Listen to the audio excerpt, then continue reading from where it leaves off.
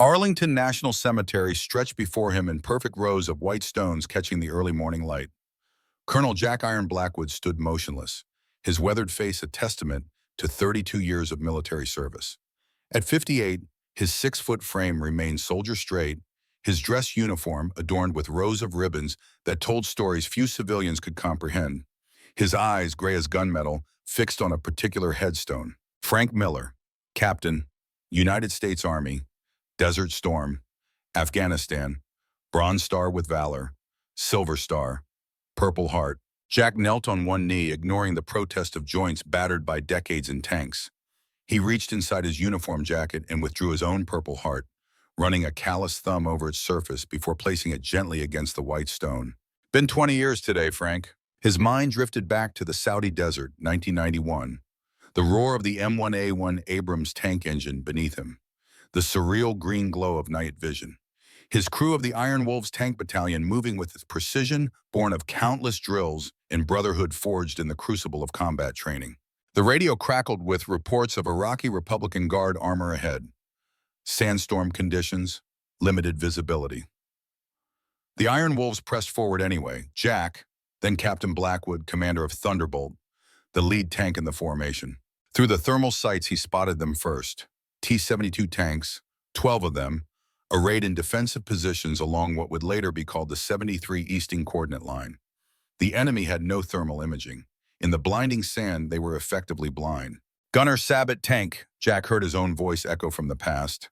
His gunner, Frank Miller, acknowledged with practiced calm. Identified. Fire. On the way. The boom of the 120mm main gun. A flash in the thermal sight as the depleted uranium penetrator found its mark. One tank down, then another, and another. The Iron Wolves executed a perfect flanking maneuver, catching the Iraqi formation by surprise. When it was over, all 12 enemy tanks lay destroyed or abandoned. Not a single American casualty. It was the largest tank battle for American forces since World War II. The textbook victory would be studied at West Point for generations. But that was before Afghanistan. Before an insurgent's bomb, before Jack had to write the letter to Frank's wife explaining how her husband died saving 3 soldiers from a burning vehicle. "I kept my promise, Frank," Jack whispered to the stone. "Your boy graduated West Point last year, got assigned to 3rd Armored. He's got your steady hands." The vibration of his phone interrupted the moment. Jack stood, straightening his uniform, and pulled the device from his pocket. The name on the screen, SecDef Hayes. "Blackwood," he answered. "Colonel, this is Secretary Hayes. I need you at the Pentagon, 1 hour, briefing room Alpha. It's about SHIELD.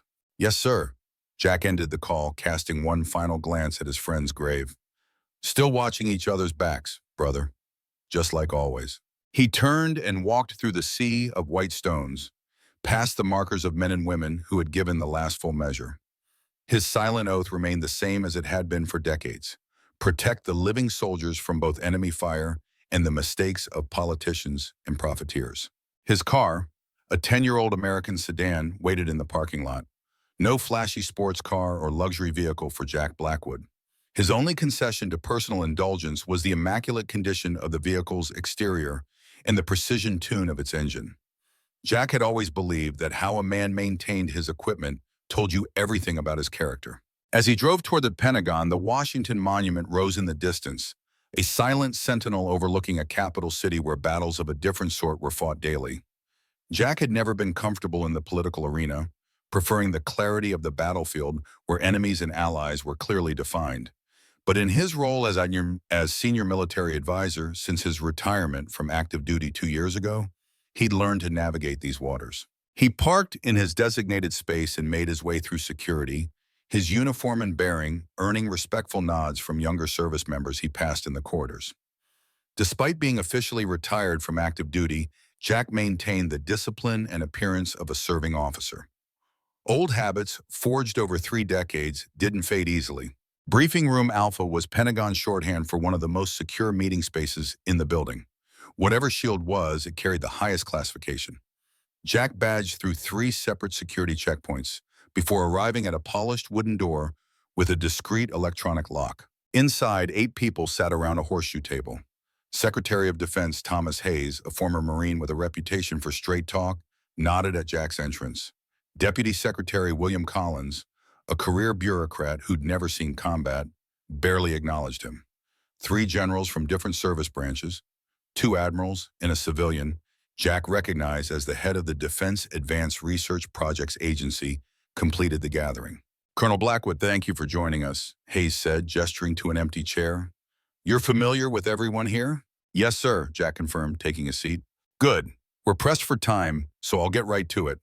Hayes touched a control and the lights dimmed as a holographic display materialized above the table. This is Project SHIELD, the most comprehensive military modernization program since the Cold War. $377 billion allocated across multiple defense systems. The display showed three distinct categories, each expanding to reveal detailed schematics. Three pillars, Hayes continued. Sky Guardian, our next-generation layered air defense system. SpaceNet, a satellite constellation providing secure communications and surveillance. And Long Reach, a deep strike capability with a range of 2,000 kilometers. Jack studied the displays, his tactical mind immediately analyzing strengths and vulnerabilities. Something felt wrong about the tank designs included in the ground forces component. The armor profile looked insufficient for frontal protection against modern anti-tank weapons. The sensor array seemed unnecessarily exposed. This funding package goes to Congressional Committee next month, Collins added, his voice carrying the polished tone of a career bureaucrat. We need unanimous expert endorsement. Hayes fixed his gaze on Jack. Colonel, your combat experience and technical knowledge are unmatched, particularly regarding armor and ground systems. I want you to head the practical assessment team. Your job is to evaluate these systems not from a procurement perspective, but from the battlefield reality. Would you trust your life to these machines? Would you send your men into combat with them? I'm honored, sir, but why me? Jack asked. There are active duty officers with more recent command experience. Collins shifted uncomfortably. Hayes smiled thinly.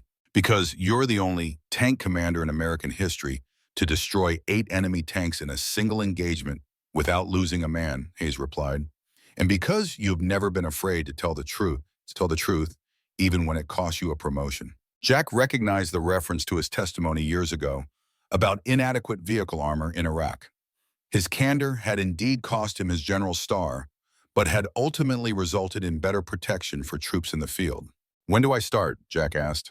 Now, Hayes pushed a secure tablet toward him. Everything you need to know is in there. Your security clearance has been upgraded accordingly. You'll have access to all facilities, personnel, and test data. I expect your preliminary assessment in 2 weeks. Understood, sir. One more thing, Hayes added as the meeting concluded. This stays in this room until the official announcement. The geopolitical implications are sensitive. Jack nodded, tucking the tablet under his arm as the others filed out. Collins lingered behind, approaching after the room had emptied. A word of advice, Colonel, Collins said, his voice low. This program is vital to national security. The Secretary values your expertise, but remember that the broader strategic picture sometimes necessitates compromise on technical details. Jack met the man's gaze without blinking. In my experience, Mr. Secretary, those technical details determine whether soldiers live or die. Collins's smile didn't reach his eyes. Just keep an open mind.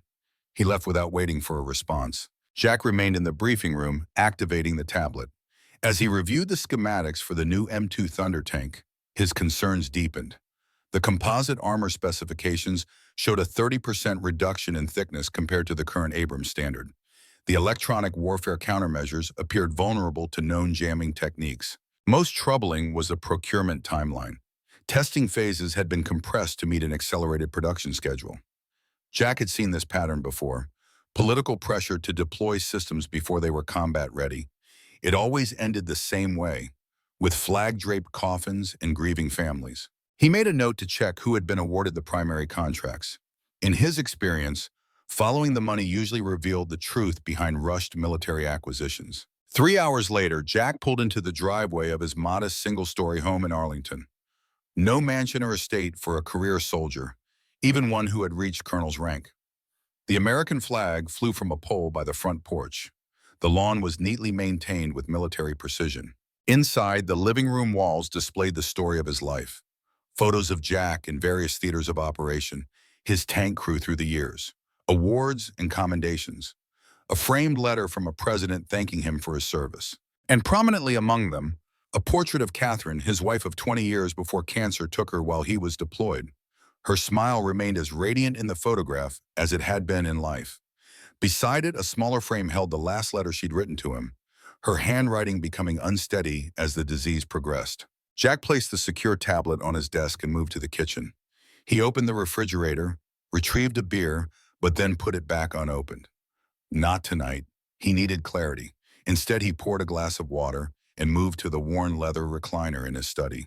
He switched on his personal computer and navigated to a password-protected folder.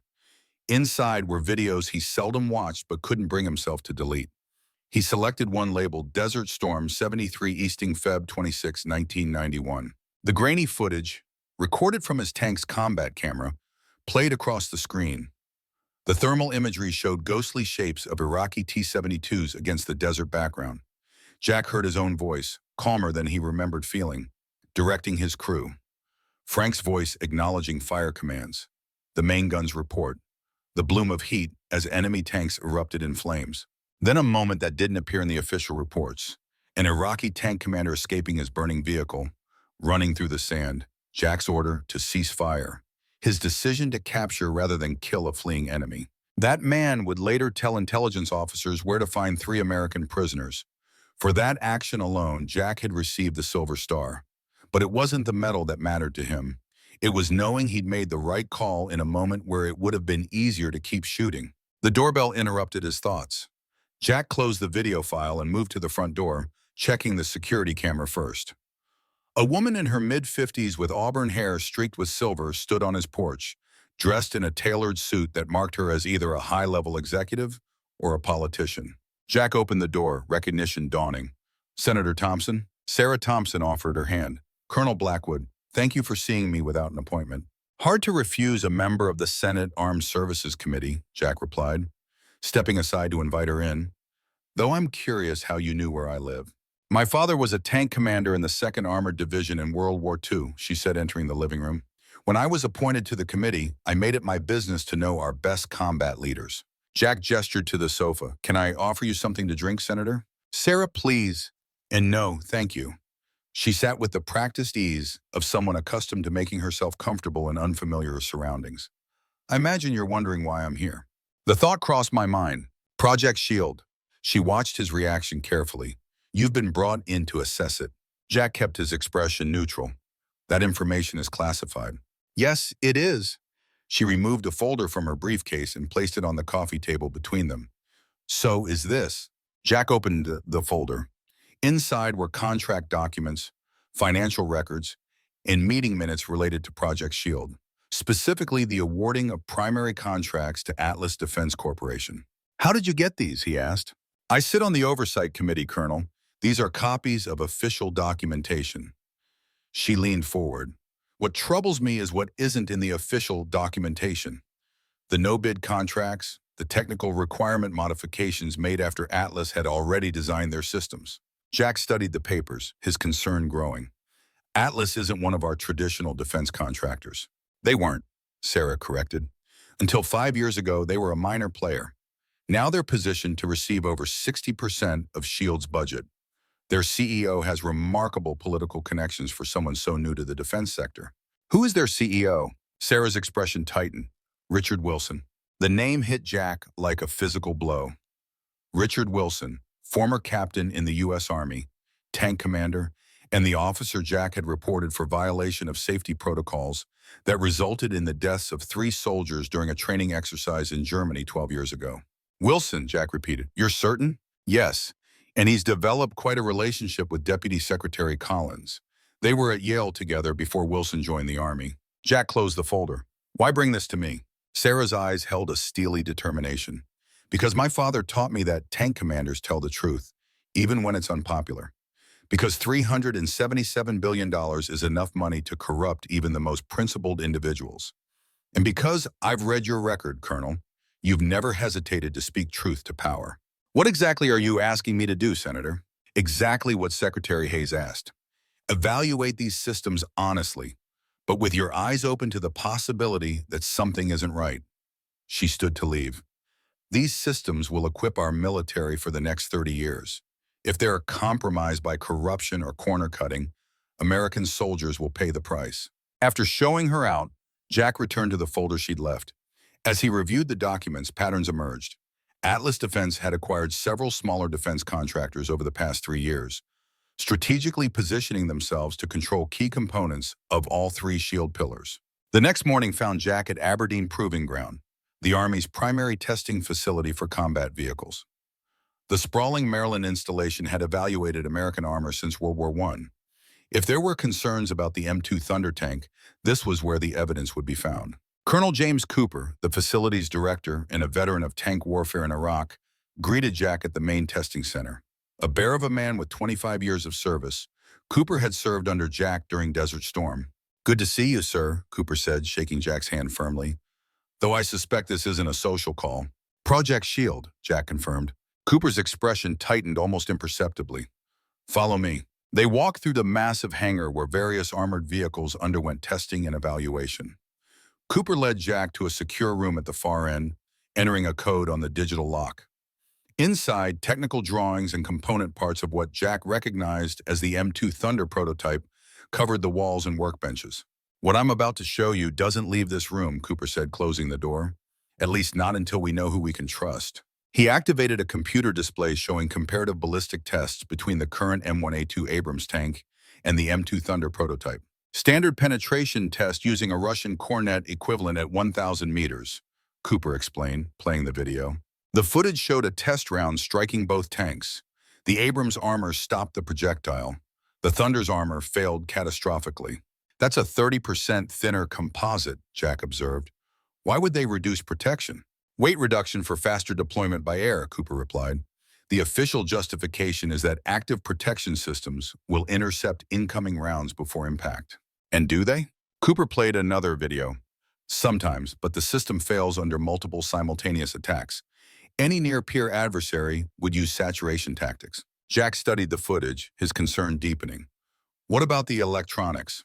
"Worse news." Cooper brought up another file. "The integrated battlefield management system is vulnerable to known electronic warfare techniques. In our Red Team exercises, we were able to jam communications, feed false targeting data, even remotely disable drive systems." "Jesus." Jack shook his head. "And these results were reported?" "Filed through official channels 6 months ago." Cooper's expression darkened. 2 weeks later, our funding was cut by 30%. My deputy was reassigned to Greenland, and I received a personal call from Deputy Secretary Collins suggesting that our testing methodology might be outdated and failing to account for integrated defense ecosystems. Jack wasn't surprised. This pattern was all too familiar. "Has production begun?" "Initial runs for field testing. 20 units deployed to Germany for NATO exercises." Cooper hesitated.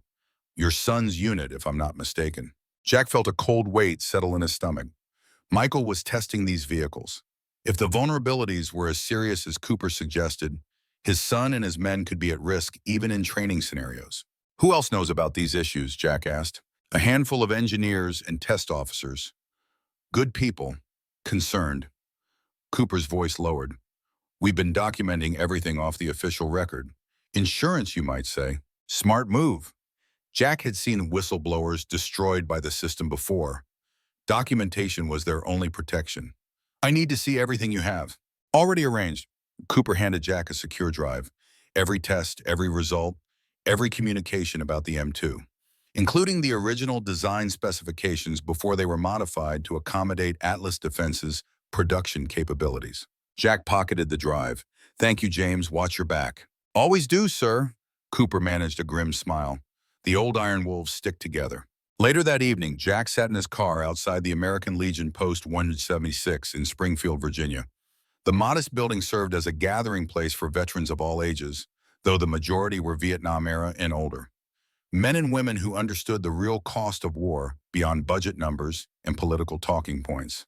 Inside, Jack found 5 men waiting for him in a private room at the back. All former tank commanders. All men he had served with or trained. The Iron Wolves, unofficial but bound by experience stronger than any formal organization. Master Sergeant William Bull Peterson, now 62, had been Jack's driver during Desert Storm. Staff Sergeant Carlos Mendez had served as his loader. Major Paul Wright had commanded another tank in their company.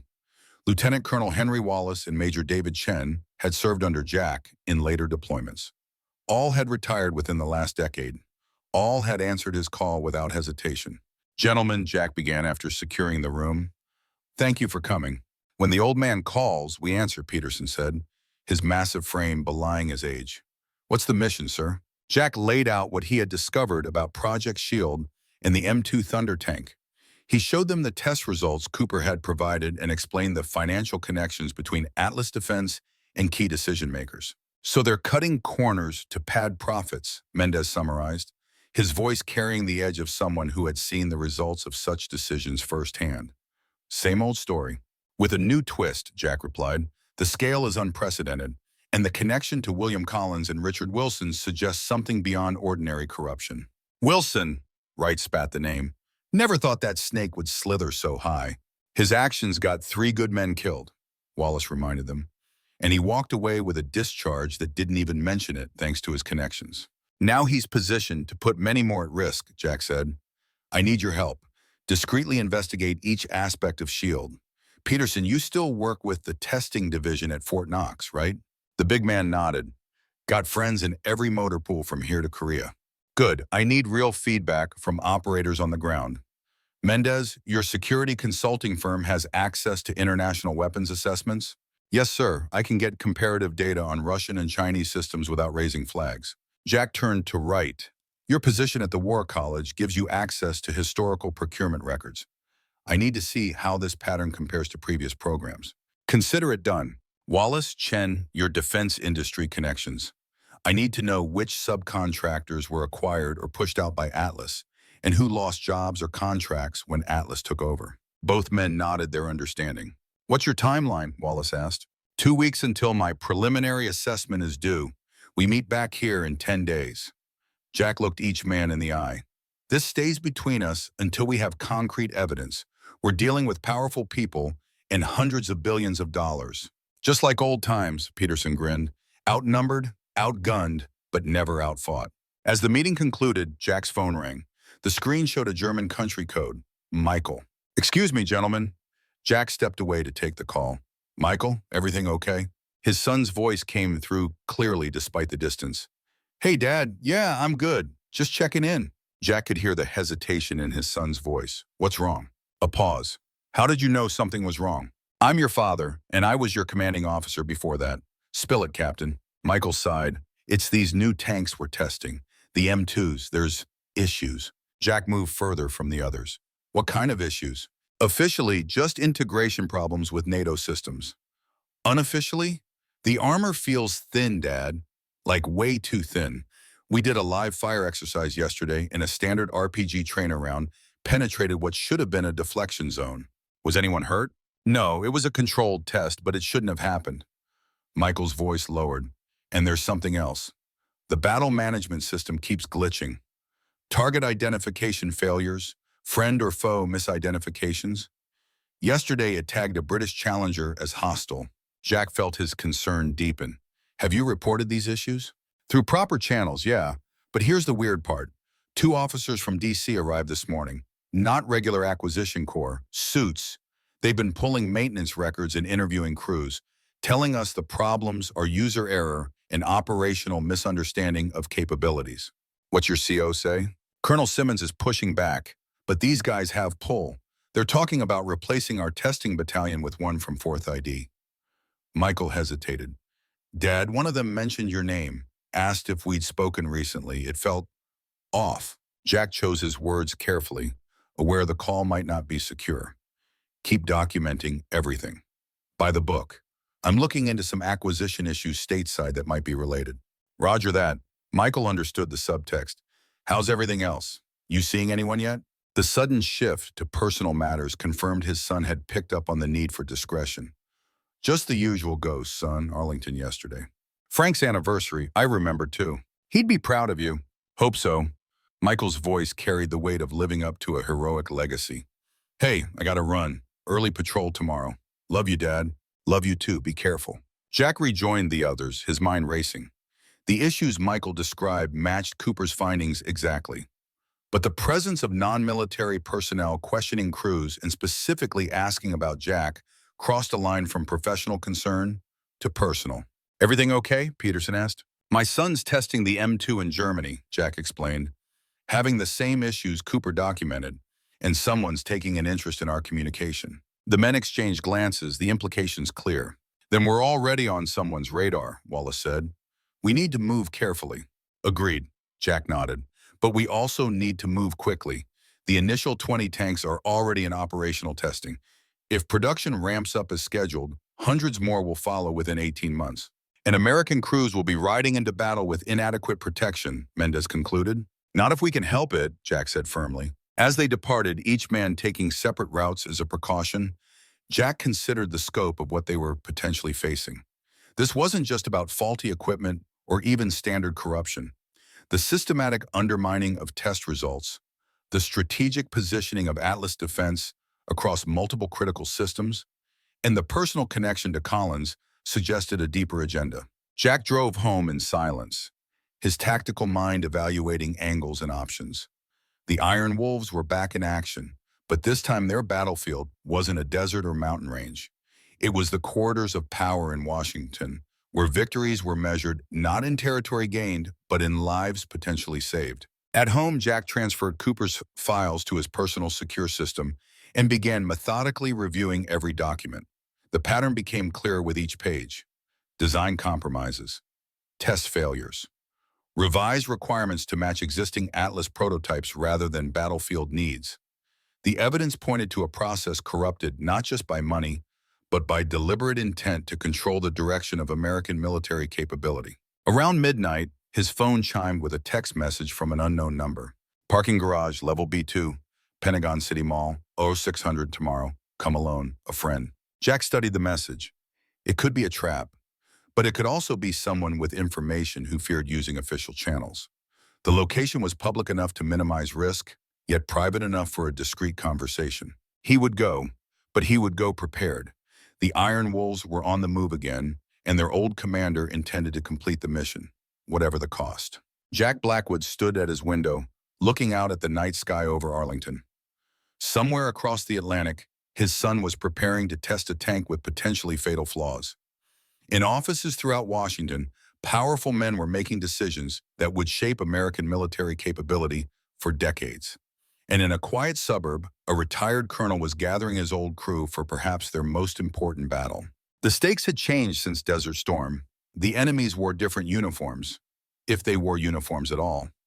But the core mission remained the same: protect the soldiers who protected America.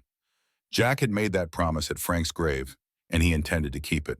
Tomorrow would bring new intelligence, new challenges, but tonight he had work to do. Jack returned to his desk and continued his analysis. The Iron Wolves were hunting once more. The Pentagon City Mall parking garage at 0600 hours stood nearly empty, the massive concrete structure echoing with the occasional drip of condensation from overhead pipes. Jack Blackwood arrived 15 minutes early, parking his sedan 3 levels away from the designated meeting point. Old habits from decades of tactical operations. Always secure alternate escape routes. Never approach a potential ambush directly. He descended the stairwell slowly, scanning each landing before proceeding. His sidearm remained secured in the small of his back, legal with his concealed carry permit, but hopefully unnecessary. The weight of it was reassuring nonetheless. Level B2 appeared deserted when Jack emerged from the stairwell. The fluorescent lights buzzed overhead, casting harsh shadows between parked vehicles. Jack positioned himself against a concrete pillar with clear sight lines in all directions and waited. At precisely 0600, the elevator doors opened. A woman in her early 40s stepped out, dressed in business attire that would blend seamlessly with thousands of other government employees throughout the Capitol. She carried a leather briefcase and moved with purpose toward Jack's position. "Colonel Blackwood," she said, stopping at a cautious distance. "Thank you for coming." "You have me at a disadvantage," Jack replied. "Lisa Chen, lead systems engineer at Atlas Defense." She noted his immediate tension and added quickly, "Former lead engineer as of yesterday." "Why contact me?" "Because you're asking questions about the M2 Thunder. Questions nobody else seems willing to ask." She glanced around nervously. "And because I helped design it. The original version, not the compromised one they're building now." Jack studied her carefully. Her body language showed genuine anxiety, but no deception he could detect. Why should I trust you? You shouldn't. Not yet. Lisa opened her briefcase and removed a flash drive, offering it to him. But you should trust this. Original design specifications for the Thunder. Comparative analysis with the production version. Internal testing data that never made it to the Pentagon or Aberdeen. Jack took the drive but didn't pocket it immediately. Why come to me now? I joined Atlas 4 years ago. Richard Wilson recruited me personally from DARPA. The promise was revolutionary protection systems for our troops. Her expression hardened. 2 years in, the mission changed. Weight reduction became the priority. Cost cutting, production speed over safety margins. When I objected, I was reassigned. When I formally documented my concerns, I was isolated. And yesterday? Yesterday, I was terminated for security violations. They confiscated my personal devices, revoked all clearances, and had security escort me out. Lisa's voice remained steady despite the obvious emotion behind her words. They're searching my home as we speak, probably cataloging every file on every device I own. Then how did you get this? Jack held up the drive. A thin smile crossed her face. Not every engineer keeps their most important files on company servers or personal computers. Some of us still believe in physical backups stored in safe deposit boxes. Jack pocketed the drive. What's your stake in this, Ms. Chen? Why risk your career? My brother served 2 tours in Afghanistan, 24th Infantry. His Humvee hit an IED in 2008. The armor package was rated to withstand the blast. It didn't. She met Jack's gaze directly. He survived. 3 others didn't. So when I tell you I understand the importance of proper protection for our troops, it's not theoretical for me. Jack nodded slowly. What exactly am I going to find on this drive? Evidence that Atlas systematically modified designs to reduce production costs while maintaining profit margins. Proof that they falsified test results. Documentation showing they were awarded contracts before final specifications were even established. She took a deep breath. And communications suggesting Deputy Secretary Collins was involved from the beginning. That's a serious accusation. It's all there, emails, meeting minutes, design revisions with his direct input. Lisa checked her watch. I need to go. My flight leaves in 2 hours. You're leaving the country? I'm not naive, Colonel. I've seen what happens to whistleblowers, even those with the best intentions. She handed him a business card with only a phone number written on it. Secure line. If you need clarification on any of the technical data, call between 2100 and 2200 hours. I'll answer for the next 3 days. After that, she shrugged. Thank you for coming forward, Jack said. I'll make sure this information reaches the right people. Just make sure it stops them before production scales up. She turned to leave, then paused. One more thing. There's a file labeled Ghost on that drive. I couldn't access it directly, but I know it relates to weapons autonomy protocols that exceed current legal frameworks. Whatever they're building, it goes beyond conventional weapon systems. With that cryptic warning, Lisa Chen walked back to the elevator and disappeared. Jack remained in position for 10 minutes, ensuring she wasn't followed and no one else emerged. Then he took a circuitous route back to his vehicle, the flash drive feeling heavier than its negligible physical weight should allow. By 0730, Jack was securely ensconced in his home office, the flash drive's contents copied to his encrypted system. The information was more damning than he had anticipated. Technical specifications showed the M2 Thunder's armor had been reduced from the original design by 38% in critical areas. The active protection system, touted as compensation for thinner physical armor, had failed in 27% of live fire tests, a fact omitted from official reports. Most concerning were the email exchanges between Richard Wilson and William Collins dating back 3 years, long before Project Shield was officially conceived. The discussions outlined a strategy to position Atlas Defense for maximum contract capture, including the targeted acquisition of key subcontractors who possess proprietary technologies essential to the program. And then there was the Ghost file. As Lisa had warned, it was heavily encrypted, but fragments Jack could access suggested an autonomous weapons platform designed to operate without human authorization under certain conditions. If accurate, such a system would violate both U.S. policy and international agreements on weapons autonomy. Jack's phone rang, displaying James Cooper's number from Aberdeen. Cooper, Jack answered. We have a situation, Cooper said without preamble. 2 men from the Inspector General's office arrived this morning. They're confiscating all our test data on the M2, claiming security protocol violations. Did they show credentials? Yes, but something feels off. They knew exactly which servers to access, which terminals to check, and they're specifically looking for any data shared with unauthorized personnel. Jack processed this. They're looking for what you gave me. That would be my assessment. I've been ordered to report to Washington tomorrow for a security review. Cooper's voice remained professional, but Jack could hear the underlying tension. Just thought you should know the direction the wind is blowing. Understood. Watch your back. Always do. Oh, and Colonel, they asked about your visit, specifically about what files you might have accessed or removed from the facility. What did you tell them? That you reviewed only authorized materials as part of your official assessment role. Nothing copied or removed. Cooper paused, but they didn't seem satisfied with that answer. Thanks for the heads up. Jack ended the call, his tactical mind already calculating implications. Someone was moving to contain the situation, which meant they knew Jack was gathering evidence. The timing suggested his meeting with the Iron Wolves had been observed, or Cooper's facility had been monitored more closely than they realized. Jack needed to accelerate his timeline. He sent encrypted messages to his former crew members, moving their rendezvous up by 3 days. Then he contacted Sarah Thompson's office, requesting an urgent meeting. While waiting for responses, Jack dove deeper into Lisa Chen's files. The technical data confirmed everything Cooper had documented and more. The M2 Thunder wasn't just compromised in its armor protection, its entire electronic architecture was vulnerable to interference. In one test, engineers had successfully disabled a prototype's weapon systems using commercially available jamming equipment. Most concerning were the production documents showing Atlas had already begun manufacturing components for over 200 tanks.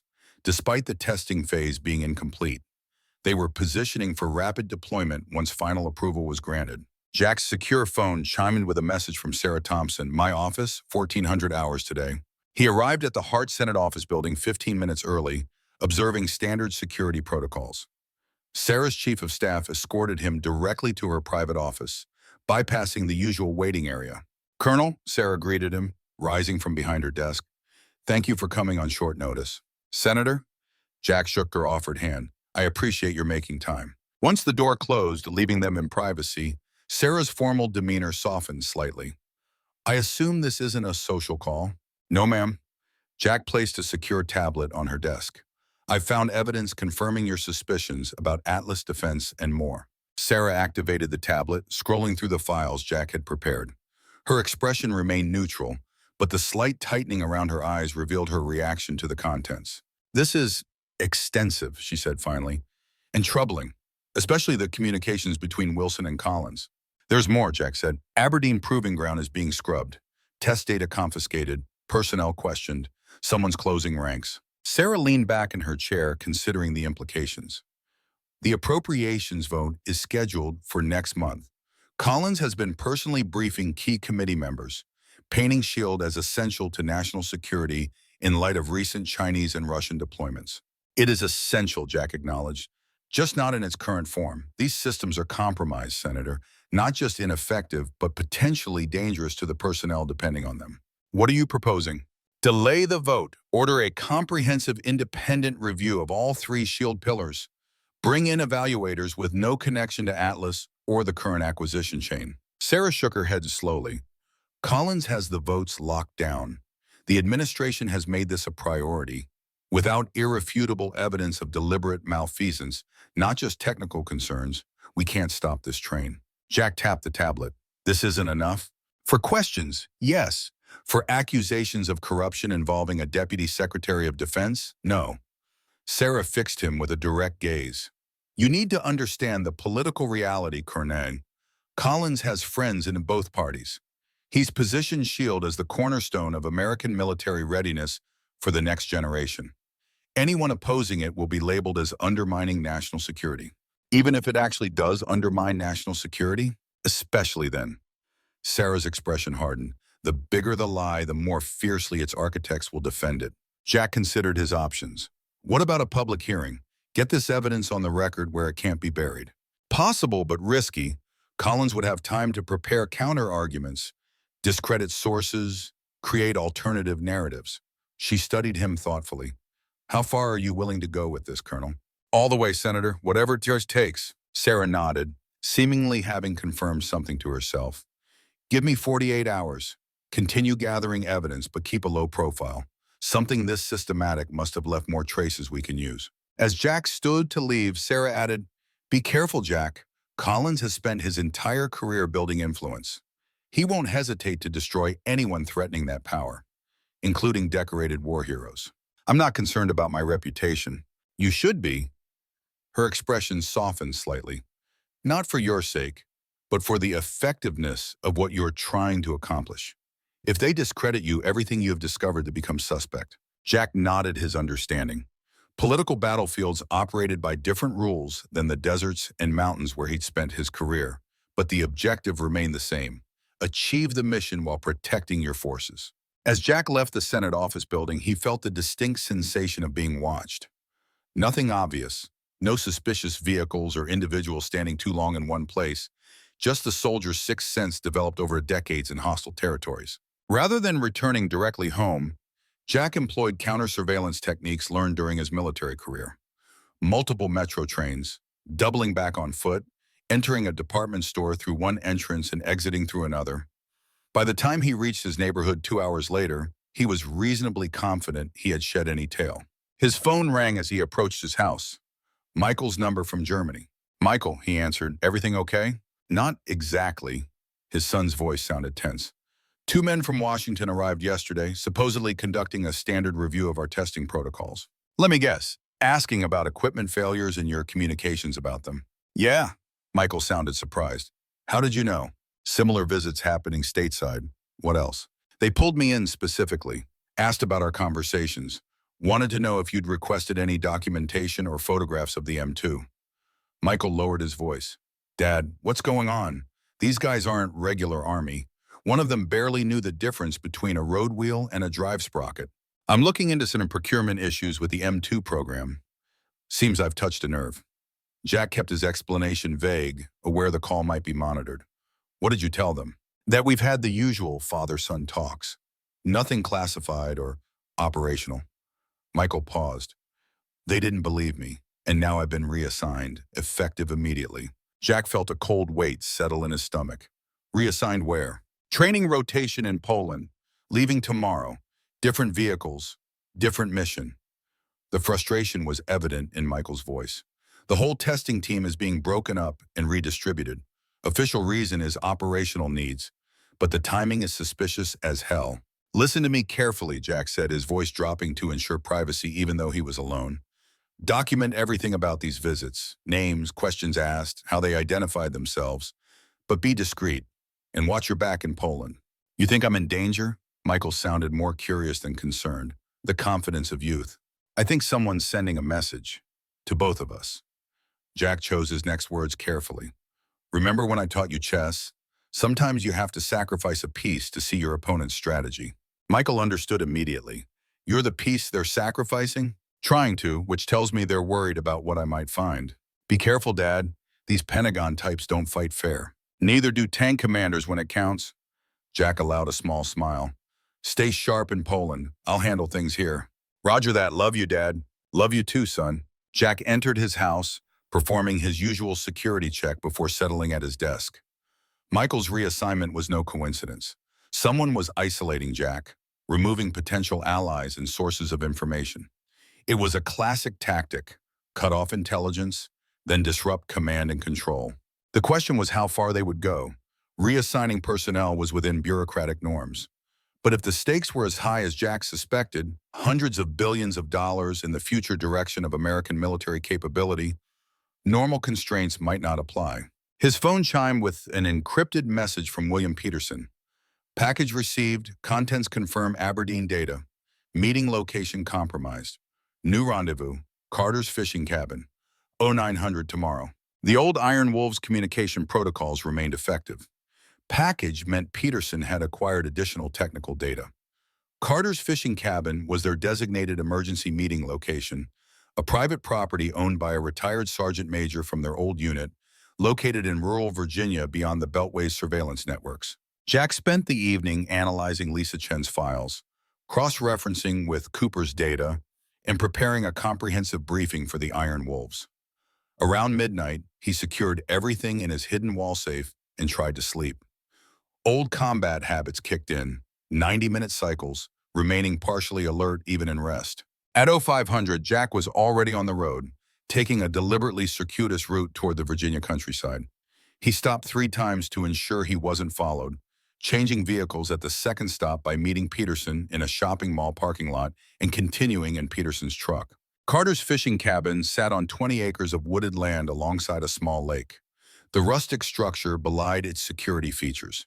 Former Special Forces Sergeant Major Elliot Carter had transformed the property into a secure meeting location for veterans who valued privacy. Satellite jammers, perimeter sensors, and other countermeasures ensured conversations remained private. The other Iron Wolves had already arrived when Jack and Peterson pulled up, vehicles concealed under the cabin's camouflage carport. Inside, the men had converted the main room into an operations center, with secure laptops and physical documents spread across a large table. "Welcome to the war room, Colonel," Henry Wallace greeted him. "We've been busy." "I can see that." Jack surveyed the assembled information. "What have we got?" Carlos Mendez stepped forward. "I've compared the M2 specifications against captured Russian and Chinese designs.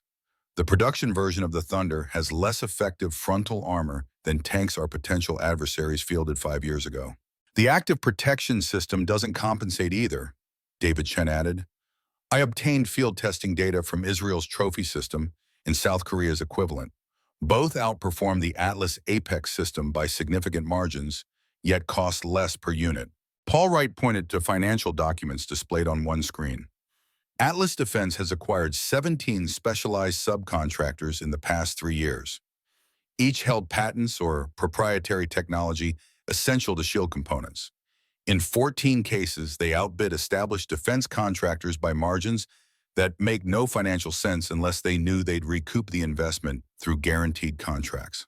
"They were positioning themselves," Jack observed, "buying up the pieces they'd need to control SHIELD before it was even announced."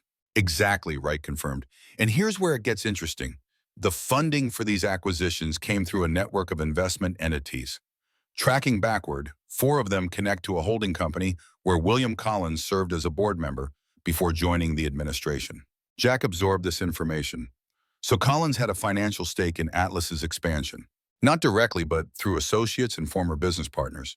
Technically legal with proper recusal, but he didn't recuse himself from SHIELD decisions involving Atlas. Wallace brought up another document. "We've also identified 8 former Pentagon officials now employed by Atlas in senior positions. All were involved in early conceptual work on military modernization that evolved into SHIELD. The revolving door," Peterson growled. "Same old story. Help design it while in government, then get paid to build it in the private sector." "But this goes beyond the usual defense industry practices," Jack pointed out. "The deliberate compromising of safety specifications, the falsification of test data, the coordinated effort to silence concerns." Jack briefed them on his meeting with Lisa Chen and the contents of her flash drive, including the mysterious Ghost program. He also shared Michael's situation in Germany and the apparent cleanup operation at Aberdeen. "They're closing ranks," Wallace observed.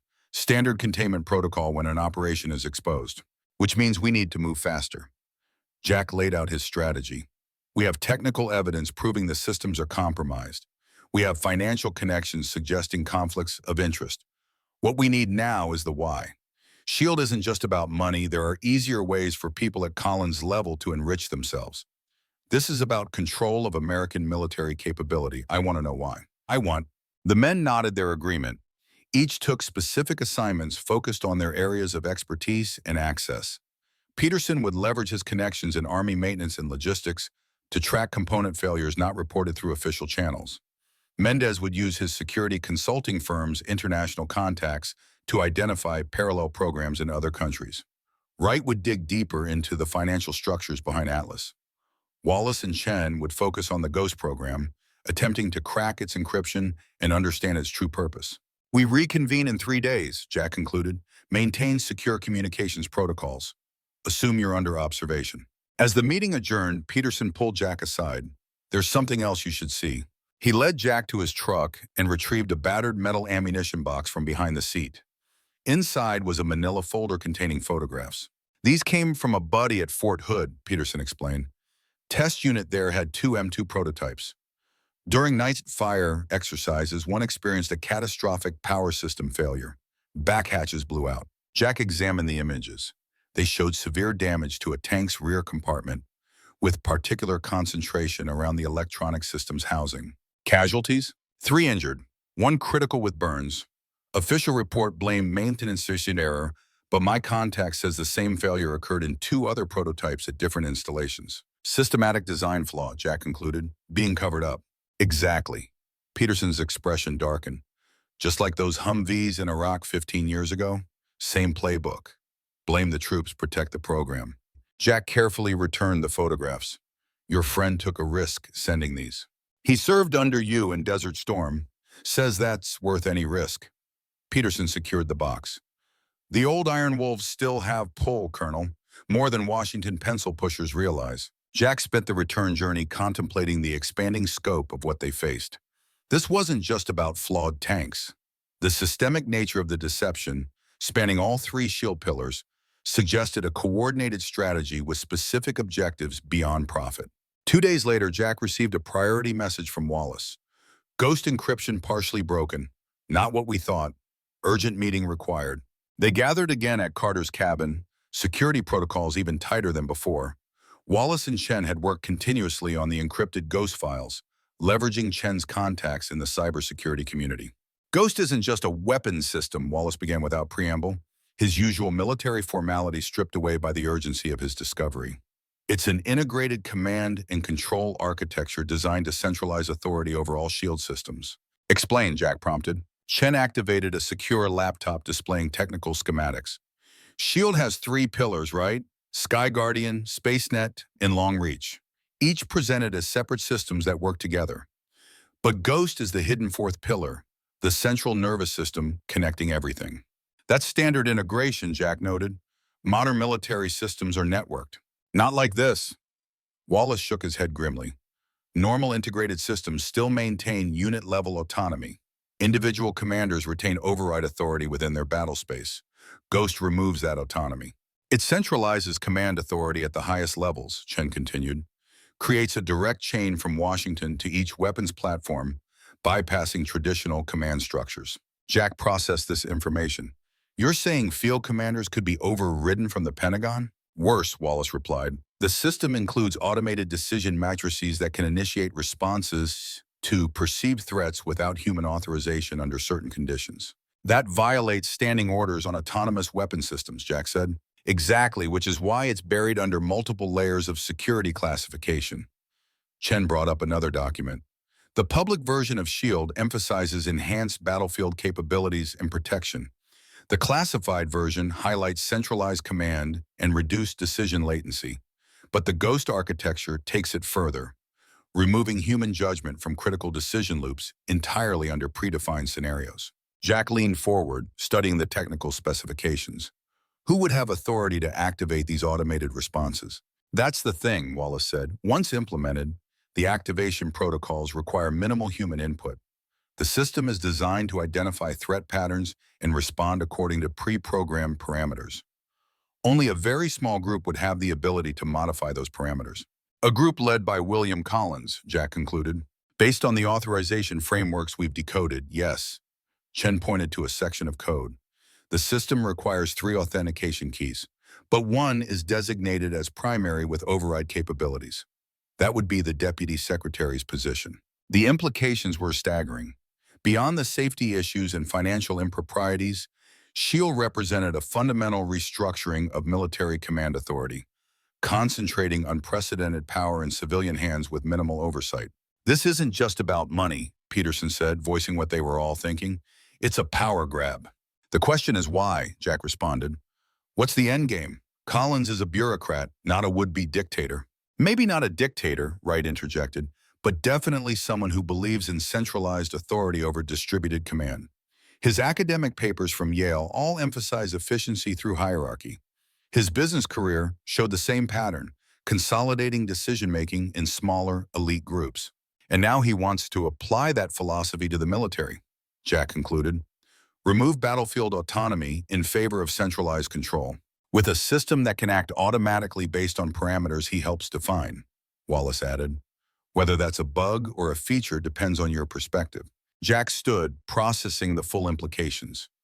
We need to bring this to Secretary Hayes. This goes beyond procurement issues or even safety concerns. This is about the fundamental nature of command and control in American military doctrine. Will he listen? Peterson asked. Hayes and Collins have been allies for years. Hayes is a former Marine, Jack replied. He understands the importance of battlefield autonomy and chain of command. If we present this evidence properly, he'll have to act. The men spent the next several hours preparing a comprehensive briefing.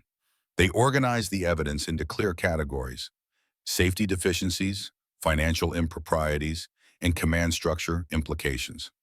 Each claim was supported by multiple sources and technical analyses. As they concluded their work, Jack's secure phone rang. The display showed Sarah Thompson's private number. Senator, Jack answered. Colonel, where are you right now? Her voice carried unusual tension. At a secure location with colleagues. Why? Don't return to your home. Don't go to your office. Your security clearance has been suspended, pending an investigation into unauthorized access of classified materials. Jack felt a cold stillness settle over him, the combat awareness that had saved his life numerous times. On whose authority? Official notification came from the Pentagon Inspector General's office, but Collins's fingerprints are all over it. They executed a search warrant at your residence 3 hours ago, looking for the evidence we've gathered. Precisely. And Jack, Sarah hesitated. There's more. They're claiming you've been in contact with foreign intelligence services, suggesting you may have been compromised. The accusation was as predictable as it was false. Classic counterintelligence tactics. Discredit the source when you can't suppress the information. That's absurd, Jack stated flatly. Of course it is, but it gives them legal justification for the search and suspension. It also means everything you've collected will be tainted by association. Sarah's voice hardened with resolve. We need to move now before they completely control the narrative. Can you come to my office, back entrance, no security checkpoints? Jack considered the implications. Entering a federal building while under investigation carried risks, but Sarah Thompson had proven herself an ally. I'll be there in 90 minutes, he confirmed. And Senator, thank you. Jack briefed the Iron Wolves on this development. Each man immediately understood the gravity of the situation. They're playing hardball, Peterson observed grimly. Then so will we, Jack replied. Make copies of everything. We're sharing distribute through secure channels. If they take me down, the information still gets out. Wallace nodded. What about operational security, if they're monitoring your communications? Assume they are. Fall back to secondary protocols. No electronic contact unless absolutely necessary. Jack addressed each man directly. You all need to consider your positions carefully. Getting involved further puts your careers, possibly your freedom, at risk. With respect, Colonel, Mendez replied. We made our decision when we agreed to help. The Iron Wolves finished the mission. Always. The others nodded in solemn agreement. Jack arrived at the Senate office building via service entrance as arranged. Sarah's chief of staff, a former JAG officer named Robert Kendrick, met him and escorted him through maintenance corridors to avoid the main security checkpoints. Sarah was waiting in her private office with another man Jack didn't recognize. Tall, silver-haired, with the bearing of a career military officer despite his civilian suit. Colonel Blackwood, this is Marcus Harrington, Department of Defense Inspector General. Sarah introduced them. He's here unofficially. Jack assessed the man cautiously. The Inspector General's office was theoretically independent, but in practice, political considerations often influence their investigations. Colonel, Harrington extended his hand. I've reviewed your service record. Impressive. Thank you, sir. Jack shook the offered hand. May I ask why you're here?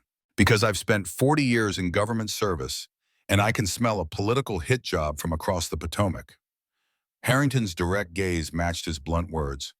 The allegations against you originated from Deputy Secretary Collins' office, not from any legitimate counterintelligence concern. Can you stop it? Jack asked. Not directly. The investigation has been properly documented and initiated through official channels, but I can ensure it's conducted fairly. Harrington gestured to the conference table where Sarah had arranged materials. More importantly, I can review evidence of potential misconduct within the SHIELD program without the taint of an ongoing investigation. Jack understood the implications. His own credibility might be compromised, but the evidence could still be evaluated on its merits by the proper authority. For the next 2 hours, Jack briefed Sarah and Harrington on everything the Iron Wolves had uncovered. The technical failures of the M2 Thunder, the financial connections between Atlas Defense and key decision-makers, the implications of the Ghost program for military command structure. Harrington remained largely silent, taking occasional notes and asking periodic clarifying questions. His expression betrayed little, but Jack noted the increasing tension in his posture as the briefing progressed. This represents a significant departure from established doctrine, Harrington finally commented regarding Ghost. Removing battlefield autonomy from unit commanders fundamentally alters how our military operates. That's our assessment as well, Jack confirmed. Beyond the safety issues and financial improprieties, Ghost represents a transformation of command authority with far-reaching implications. And you believe Deputy Secretary Collins is the primary architect? The evidence suggests he's been working toward this for years, positioning Atlas Defense as the vehicle for implementation and surrounding himself with allies in key positions. Harrington closed his notebook. Senator Thompson has provided me with copies of the key documents. I'll need time to verify independently and consult with appropriate experts. Time may be in short supply, Sarah interjected. The full appropriations vote is scheduled for 3 weeks from now. Collins has been personally briefing committee members daily. I understand the urgency, Harrington assured her, but rushing accusations of this magnitude without absolute verification would be counterproductive. Colonel Blackwood's current situation complicates matters further. Jack nodded his agreement. My credibility is already compromised. The evidence needs to stand on its own. Precisely. Harrington stood. I'll initiate discreet inquiries immediately. In the meantime, Colonel, I strongly advise you to avoid any actions that could be construed as interference with an ongoing investigation. Even if that investigation is politically motivated, Jack asked. Especially then. Harrington's expression softened slightly. I understand your frustration, Colonel, but the best way to counter a political attack is with methodical, irrefutable evidence presented through proper channels. After Harrington departed, Sarah turned to Jack. He's right about the process, but we still need to protect you in the interim. They're building a case designed to discredit everything you've discovered. I've been in tighter spots, Jack replied, though they both recognize the different nature of this threat. Combat zones operated by clearer rules than Washington power struggles. You need somewhere secure to stay while this plays out, Sarah said. Somewhere off their radar but accessible if we need you to testify. I have options, Jack assured her. The Iron Wolves had established contingency protocols for exactly this scenario. There's one more thing you should know, Sarah added, her expression grave. Collins has scheduled a demonstration of the M2 Thunder for NATO observers next week in Poland. Jack felt a cold certainty settle in his stomach, where my son's unit is now stationed.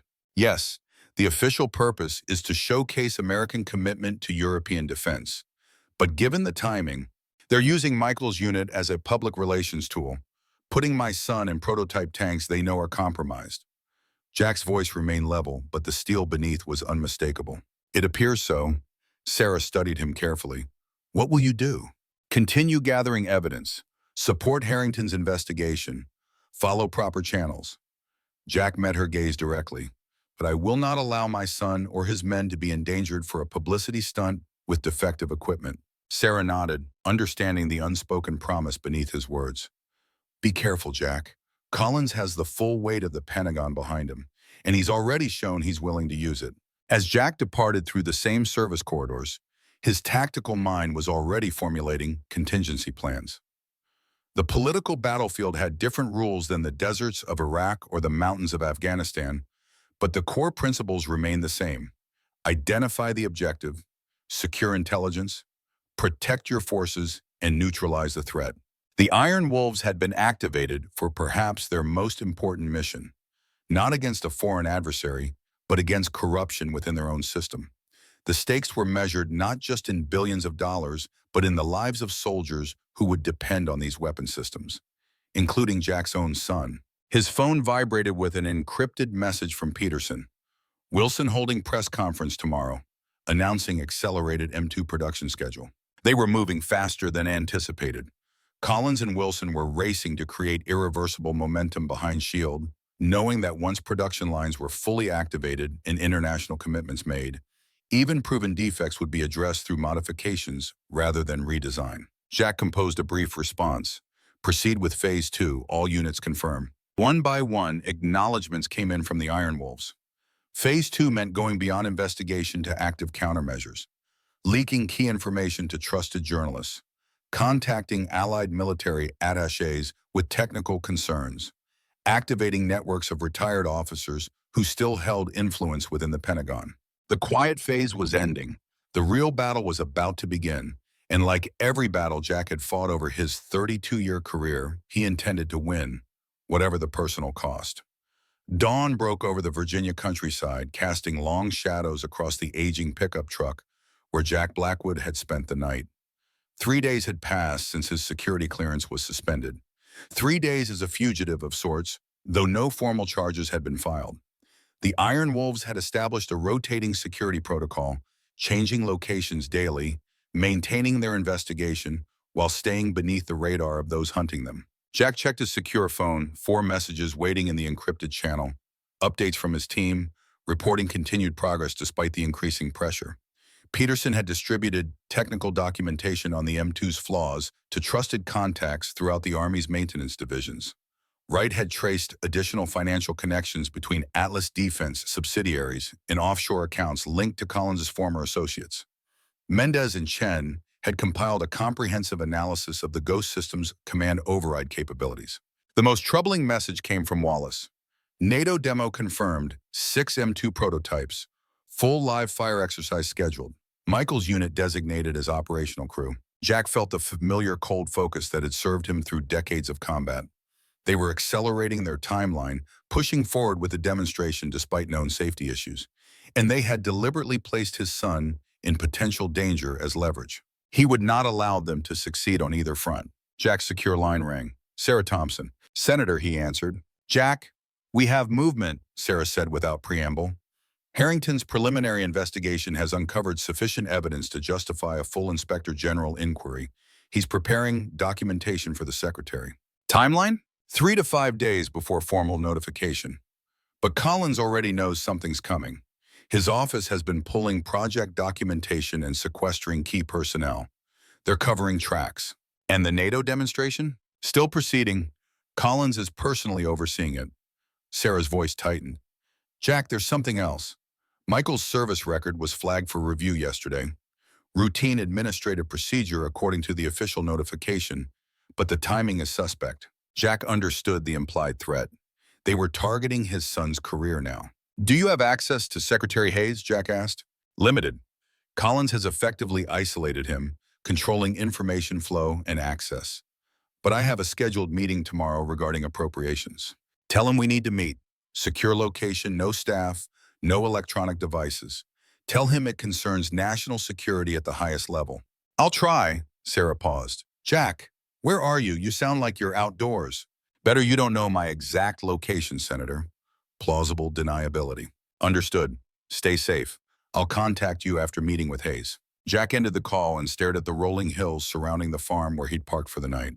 American countryside, not unlike the terrain where he'd grown up in Pennsylvania. The country he'd sworn to defend against all enemies, foreign and domestic. The oath hadn't specified that some of those enemies might wear suits instead of enemy uniforms, but the obligation remained the same. His phone buzzed with another encrypted message.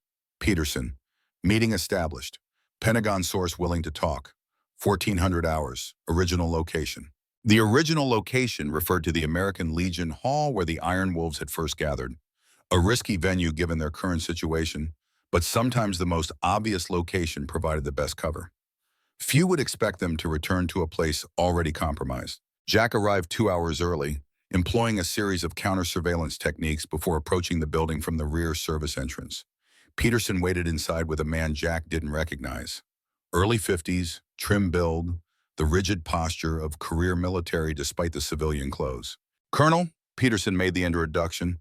This is Thomas Grant, 24 years Naval Intelligence, currently assigned to the Joint Chiefs Strategic Assessment Office. Grant extended his hand.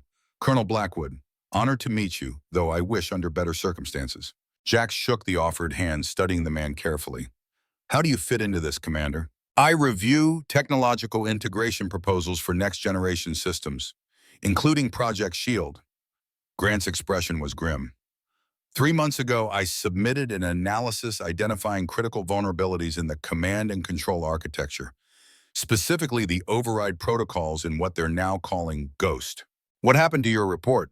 Officially, classified and filed for further review. Unofficial, buried. Grant removed a flash drive from his pocket. I kept copies of everything: initial designs, vulnerability assessments, alternative recommendations. When they started isolating everyone who raised concerns, I knew something was wrong. Why come forward now? Jack asked. Because they're about to demonstrate a fundamentally compromised system to our NATO allies, as if it's ready for deployment. Grant's voice hardened. And because my son serves in an armored unit that would eventually use these vehicles, I won't remain silent while they put our soldiers at risk. Jack took the offered drive. You understand the risks of getting involved? They're already conducting witch hunts for anyone questioning the program. With respect, Colonel, I understand operational security better than most. Naval intelligence isn't exactly a rookie league. Grant smiled thinly. Besides, I've already taken precautions, documented everything. Multiple secure copies distributed to individuals who'll release them if anything happens to me. Jack nodded his approval of the man's thoroughness. What can you tell me about the NATO demonstration in Poland? It's Collins's brainchild, a dramatic showcase of American technological superiority, timed to coincide with rumors of Russian next-generation armor deployments near the Baltic states. Grant's expression darkened. But the tanks they're sending aren't ready. My sources in the test division confirm at least 3 critical subsystems are operating under wave safety protocols. And my son's unit? Specifically requested by name. Collins personally signed off on the orders. Grant met Jack's gaze directly. It wasn't subtle, Colonel. They're sending you a message. Seems I need to send one back, Jack replied, his voice calm despite the cold anger building within. After Grant departed, Peterson turned to Jack. What's the play, sir? We accelerate. Get the team together. Full briefing in 3 hours at Carter's cabin. Jack pocketed the flash drive. And contact our friends at Fort Bragg. We may need specialized equipment. Peterson raised an eyebrow. Going operational, sir? Not yet, but I want options if diplomacy fails. 3 hours later, the Iron Wolves gathered at the secure cabin. Each man brought updated intelligence from his area of expertise. The picture they assembled was increasingly troubling. Atlas Defense had begun full production of components for all 3 shield pillars, despite the testing phase being incomplete. Political pressure had resulted in safety waivers for multiple critical systems. The Ghost Command architecture had been partitioned from official documentation, classified at levels beyond even most senior military officers' access. Most concerning was Wright's financial intelligence. They've established production facilities in 12 congressional districts, created over 4,000 jobs specifically in areas represented by Armed Services Committee members. They're buying political protection through economic leverage. Jack absorbed this information. Classic entrenchment strategy. Make the program too economically painful to cancel regardless of technical merit. And it's working, Wallace added. Even representatives who privately express concerns won't publicly oppose a program bringing jobs to their districts. Jack turned to the evidence from Grant. The Naval Intelligence Officer's documentation provided the clearest picture yet of the Ghost system's true nature. Unlike conventional military networks, which distributed command authority through the chain of command, Ghost created a direct link from Washington to each weapons platform, bypassing field commanders entirely in certain scenarios. This fundamentally alters the nature of military command, Jack observed, centralizing control in the hands of a few political appointees rather than trained officers in the field. It's worse than that, Chen replied, pointing to specific technical documentation. The system includes preset response protocols that can be activated with minimal human oversight. Once implemented, a small group could effectively control America's entire defensive capability. Collins Group, Jack concluded, based on the authorization structures, yes, a 3-person committee with the Deputy Secretary as primary authority. The implications were staggering. Beyond the safety issues and financial improprieties, SHIELD represented a fundamental restructuring of military authority that placed unprecedented power in civilian hands with minimal oversight or technical safeguards. So what's our play? Peterson asked. We've got solid evidence, but they've already started discrediting potential whistleblowers and accelerating production. Time isn't on our side. Jack outlined his strategy. 3 parallel tracks. First, continue supporting Harrington's official investigation. Second, prepare a comprehensive briefing for Secretary Hayes through Senator Thompson. Third, contingency planning for the NATO demonstration in Poland. You're thinking of going to Poland? Wallace asked, concern evident in his voice. If necessary. Jack's expression remained neutral, but the determination in his eyes was unmistakable. I won't let them put my son or his men at risk with equipment they know is defective. The men exchanged glances, silently acknowledging the personal stakes now intertwined with their mission. What do you need from us? Mendez asked. Peterson, Wallace, coordinate with our contacts at Fort Bragg about equipment and transportation options. Right, I need everything you can find on the demonstration site in Poland. Layout, security, communications. Chen, Mendez, prepare the most compelling, irrefutable technical briefing possible, focusing on the three most critical M2 vulnerabilities. Something Hayes can understand in 15 minutes or less.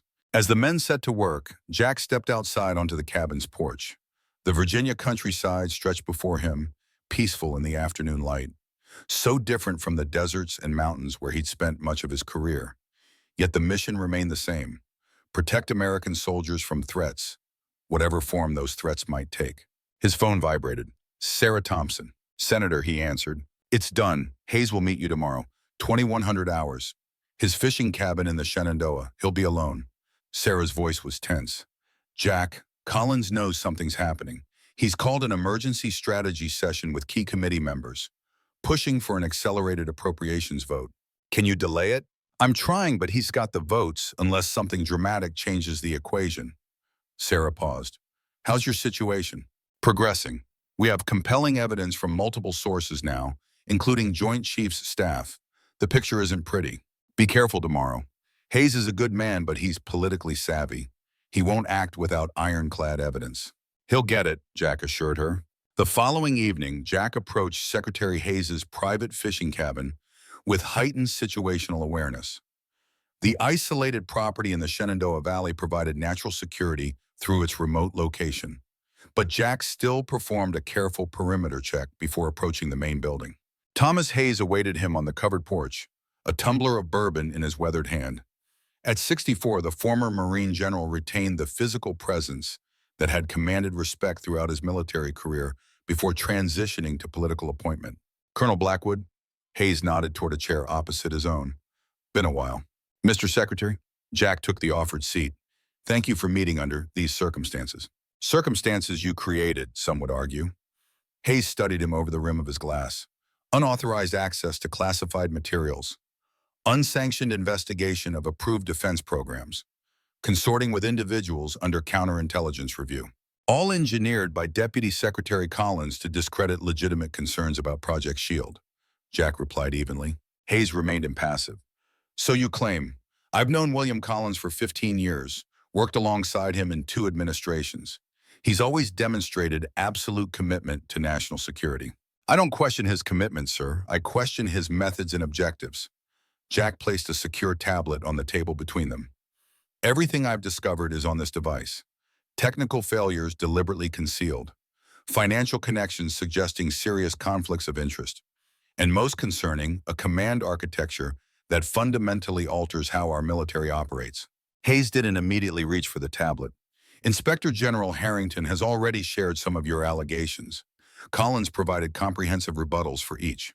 I'm sure he did, but the evidence speaks for itself. I'm not asking you to take my word over his. I'm asking you to review the facts objectively. Hayes finally took the tablet. You understand what you're doing, Jack? The career implications aside, you're accusing the second highest civilian authority in the Defense Department of essentially conspiring against established military doctrine. Yes, sir, I do.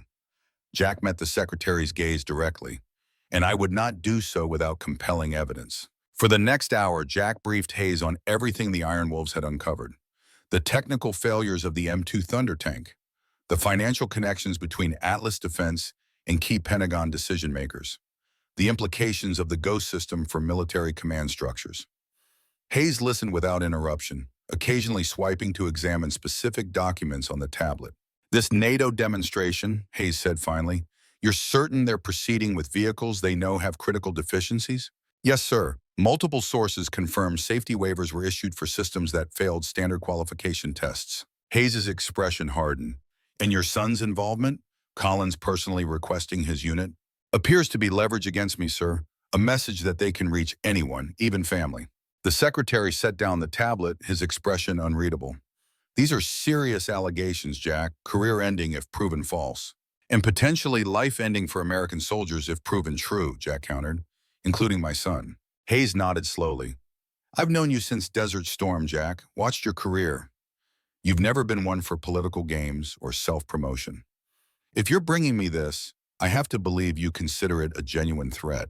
The most serious I've encountered in 32 years of service, Mr. Secretary. Hayes stood, moving to the cabin's window. I'll need time to review everything in detail. Consult with people I trust. Verify independently. Sir, with respect, the NATO demonstration is scheduled for 5 days from now. They're accelerating the appropriations vote to establish irreversible momentum. I understand the time constraints, Colonel. Hayes turned back to face him. Return to your secure location. I'll contact Senator Thompson within 48 hours with my decision. And if that decision is to take no action, Hayes studied him carefully. Then I suggest you prepare for a lengthy legal battle, because they'll come after you with everything they have. And my son, sir, the men under his command? I'll look into the safety concerns regarding the demonstration. If warranted, I'll order additional review before proceeding. Hayes extended his hand. That's all I can promise right now, Jack. Jack shook the offered hand. Thank you for hearing me out, Mr. Secretary. Don't thank me yet, Colonel. If you're right about all this, we're facing a constitutional crisis within the Defense Department. If you're wrong, your distinguished career ends in disgrace. Hayes managed a grim smile. Neither outcome calls for gratitude. The next 36 hours passed with excruciating slowness. The Iron Wolves continued gathering evidence, preparing contingencies, monitoring developments within the Pentagon through their network of contacts. Jack received regular updates on the NATO demonstration preparations. 6 M2 Thunder tanks had been airlifted to Poland. Michael's unit had begun familiarization training despite documented system failures during transport. Jack's secure phone rang late in the evening. Sarah Thompson. Senator, he answered. Jack? Her voice carried an unmistakable tension. Hayes made his decision. And? He confronted Collins with the evidence this morning, demanded explanations for the safety waivers and command structure alterations. Sarah paused. Collins resigned effective immediately, cited personal reasons. Jack absorbed this surprising development. That's not what I expected. No one did. Hayes is launching a full review of Project SHIELD. All demonstrations suspended pending completion. Relief washed through Jack. And the NATO exercise? Canceled as of 2 hours ago. Sarah's voice warmed with genuine emotion. You did it, Jack. Hayes credited your evidence as the catalyst. Said it was the most comprehensive case of procurement malfeasance he'd seen in 40 years of service. What about Atlas Defense in Wilson?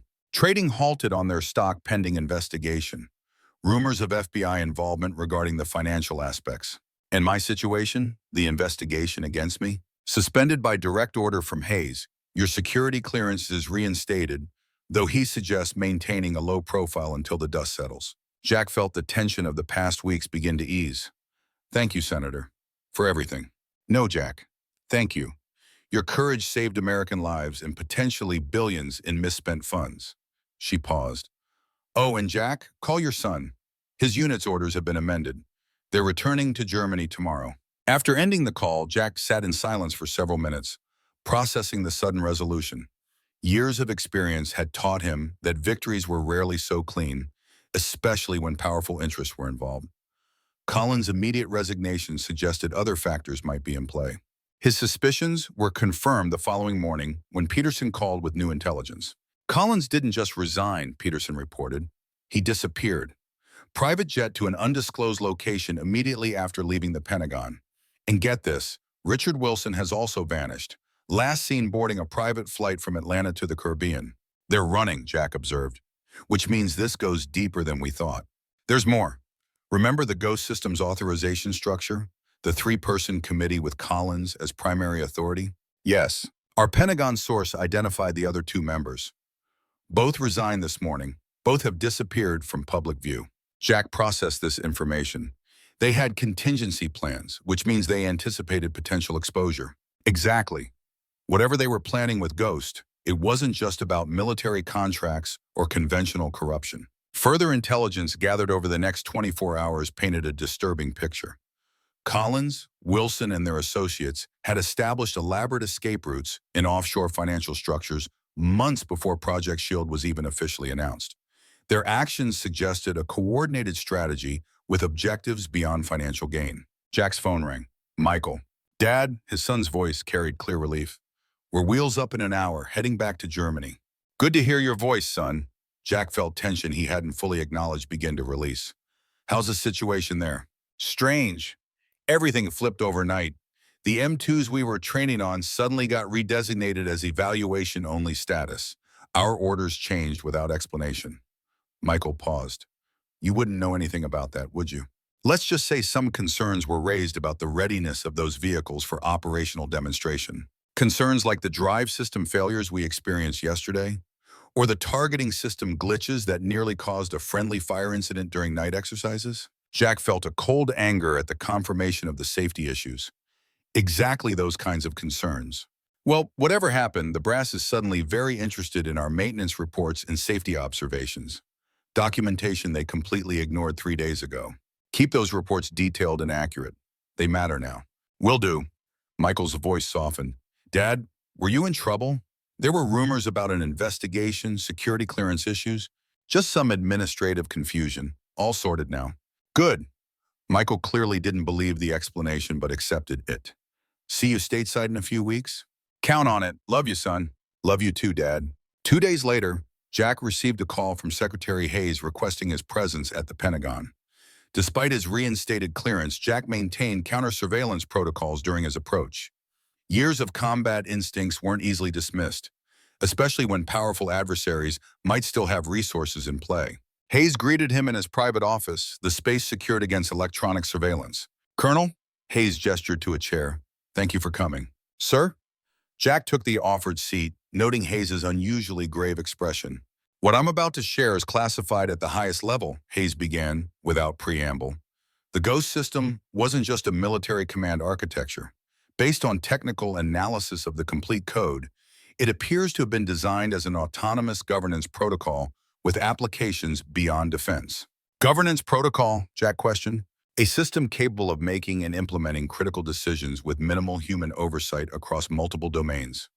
Defense, energy infrastructure, transportation networks, financial systems. Hayes leaned forward. Collins and his associates were positioning for something far beyond military contracting. They were creating the architecture for automated control of national infrastructure under the guise of military modernization. Jack absorbed this revelation. To what end? That remains unclear. Collins and his core group have effectively vanished, along with significant financial assets. International authorities are tracking them, but they were well prepared for contingencies. Hayes' expression hardened. What is clear is that they anticipated potential exposure and had extraction protocols in place long before implementation. Suggesting this was always part of their strategy, Jack observed. Precisely. Hayes nodded. The military contracts were likely means to an end, building and embedding the technical architecture necessary for broader applications while using defense funding to finance development. Has the system been completely contained? We believe so. All SHIELD components are under direct military control. The Ghost architecture has been isolated and is being methodically analyzed by trusted experts. Hayes managed a grim smile. Including some of your Iron Wolves associates, I understand. Mr. Chen's expertise has proven particularly valuable. Jack acknowledged this with a nod. What happens now, sir? Officially, Project SHIELD undergoes comprehensive redesign focused on traditional military requirements. Atlas defense assets are restructured under oversight committees. The appropriations process continues with enhanced transparency. Hayes leaned back in his chair. Unofficially, we hunt down Collins and his associates to determine the full scope of their intentions, and we remain vigilant for similar attempts to embed centralized control mechanisms in critical infrastructure. And my role in this? That's why I asked you here. Hayes slid a folder across the desk. Effective immediately, pending your acceptance, your appointed special advisor for acquisition integrity, reporting directly to me. Your mission, ensure this never happens again. Build a team, establish protocols, review critical programs for similar vulnerabilities. Jack opened the folder, reviewing the official appointment documentation. The Iron Wolves go legitimate. with full authority and resources. Hayes nodded. Your actions, however unorthodox, saved American lives and potentially protected critical national infrastructure from compromise. That deserves recognition, not persecution. Thank you, sir. I accept. Good. Hayes stood, extending his hand. One more thing, Mac. Your son's unit has been reassigned to Aberdeen. They'll be the first to test the redesigned M2 prototype once the engineering revisions are complete. I thought you might appreciate having him closer to home. I do, Mr. Secretary, thank you. 3 weeks later, Jack stood at Arlington National Cemetery, at the same gravesite where this journey had begun. Frank Miller's headstone gleamed in the morning sunlight. This time, Jack wasn't alone. Michael stood beside him, recently returned from Europe, still in his Army captain's uniform. So that's why you were so concerned about the M2 program, Michael said, as Jack finished explaining the sanitized version of recent events. You knew they were cutting corners. I had suspicions, then evidence. Jack placed a hand on his son's shoulder. I couldn't let you or your men ride into potential combat with compromised equipment, not after what happened to Frank. Michael nodded solemnly at the grave. I remember when you brought me here as a kid, told me Frank died because someone didn't do their job properly. Said that's why you always checked everything yourself, even when others had signed off on it. Some lessons you learned the hard way. Jack stared at his friend's name engraved in the white stone. Frank saved 3 soldiers from a burning vehicle because the fire suppression system failed, a system that had been certified despite known deficiencies. And now you're officially in charge of making sure that doesn't happen again. Michael smiled. The Iron Wolves ride again, but with government badges this time. Jack nodded. Different battlefield, same mission. Dad? Michael's expression grew serious. The things we found wrong with those tanks in Poland, they weren't just design compromises, they were deliberately engineered weak points, as if someone wanted them to fail under specific circumstances. I know, Jack had seen the same evidence. That investigation continues. Good. Michael checked his watch. I need to head out, meeting my new commanding officer at Aberdeen at 1400. Tell Colonel Cooper I said hello. Will do. Michael embraced his father briefly. Dinner Sunday? Count on it. Jack watched his son walk away through the perfect rows of white stones, his posture reflecting the discipline of generations of soldiers before him. Alone once more at Frank's grave, Jack contemplated the journey of the past weeks. Collins and his associates remained at large, their ultimate objectives still unclear. The Ghost system had been contained, but the technical architecture they'd developed represented a troubling new frontier in centralized control capabilities. The victory wasn't complete, and perhaps never would be. But American soldiers wouldn't be deploying with compromised equipment. Military command structures would remain distributed rather than centralized. And one more conspiracy against the principles Jack had sworn to defend had been exposed and disrupted. He placed his hand on Frank's headstone, the marble warm in the morning sun. Mission accomplished, old friend. Not perfectly, not completely, but the men are safe. Jack smiled slightly. The Iron Wolves still have your back. As he walked through Arlington's hallowed grounds, Jack reflected on the nature of his service across decades of military career. From the deserts of Iraq to the mountains of Afghanistan to the political battlefields of Washington, the mission had remained constant: protect American soldiers and the Constitution they served. The enemies changed, the weapons evolved, but the oath remained the same. And as long as men like Collins existed, men like Jack Blackwood would stand against them, regardless of the personal cost. His phone vibrated with a message from Peterson. Team assembled, briefing room secure, Operation Sentinel begins at 0900. Jack typed a simple reply, on my way. The Iron Wolves had a new mission now. Official, sanctioned, but no less crucial than their recent unauthorized investigation. Ensuring that America's defense systems served their intended purpose. Protecting soldiers and the nation, not advancing hidden agendas or centralizing power in the wrong hands. Jack Blackwood slid behind the wheel of his sedan, his mind already processing the challenges ahead. Different battlefield, different weapons, same warrior spirit that had carried him through 32 years of service. The tank commander had found his final and perhaps most important mission: